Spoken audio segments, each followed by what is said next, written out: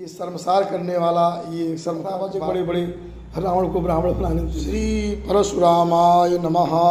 आज मैं उस नरभक्षी रावण के विषय में बताना चाहता हूँ कि YouTube चैनल पर हमने सुना देखा कि उज्जैन में बहुत सारे ब्राह्मण गण घड़ा लेकर पटक रहे थे और विरोध कर रहे थे कि रावण का दहन नहीं होना चाहिए।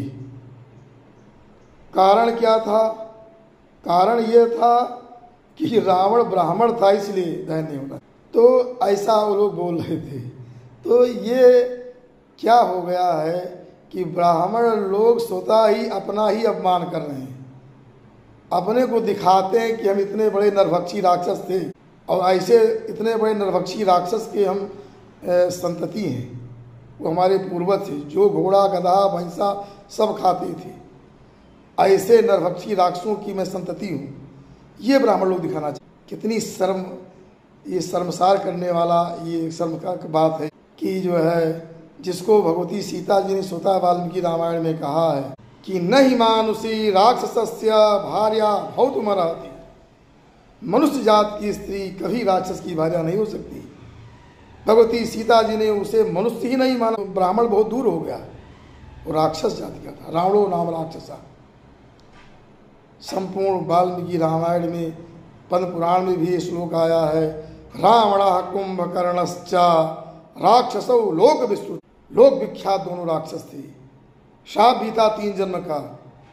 जय विजय एक बार दैत्य हुए, हिरण्यकश्यप हिरण्याक्ष, दूसरे रावण कुंभकर्ण राक्षस हुए, तीसरे मनुष्य में आए शिशुपाल दंतवक्र। ये भी नहीं पढ़े।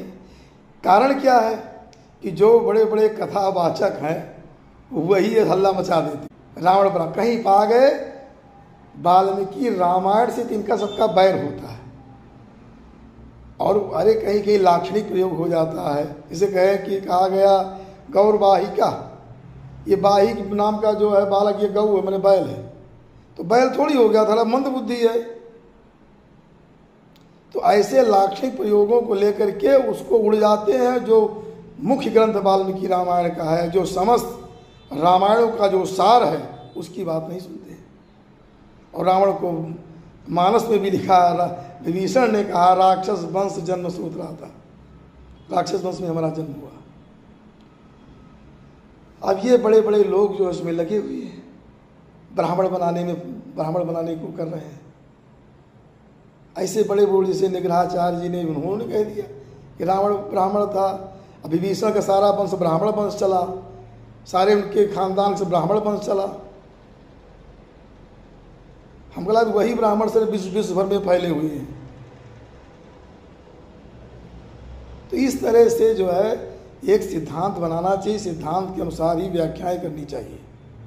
ऐसे वो नहीं, कई कथावाचक बड़े बड़े रावण को ब्राह्मण बनाने में तुले हुए हैं। एक ब्रह्म रक्षसाम वहाँ जो आ जाता है, उसी पर सबकी बुद्धि खराब भ्रष्ट हो जाती है। जबकि परम वैयाकरण नागेश भट्ट जी को सुनना चाहिए। उन्होंने लिखा है ब्रह्म माने वेद, तज ज्ञा, मतलब जो ब्रह्म को जानने वाले जो राक्षस थे, वेद को जानने वाले। भाई ये राक्षस भी देवयोनि में आते, तो वेद को जानते थे, तो ब्रह्म राक्षस का थोड़ी को ब्राह्मण हो गए। अरे कैकसी जब आई थी, माता राक्षसी थी ही, और विश्वश्रवा ने साथ भी दे दिया था कि प्रसविष्य सुश्रोणी राक्षसान क्रूर कर्मणा। जाओ, तुम कहा था कि तुम क्रूर कर्म करने वाले राक्षसों को पैदा करोगी। कहाँ से ब्राह्मण हो गए? लेकिन अब क्या कहा जाए, लोगों की लगाम तो है नहीं। इस तरह सब परिहास हो रहा है। एक वक्ता ये बोलेंगे, एक वक्ता वो बोलेंगे।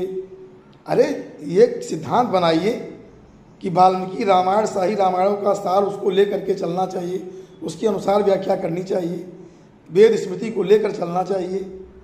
कहीं एक जगह कुछ मिल गया लेके उड़ गए, बाकी सब बेकार।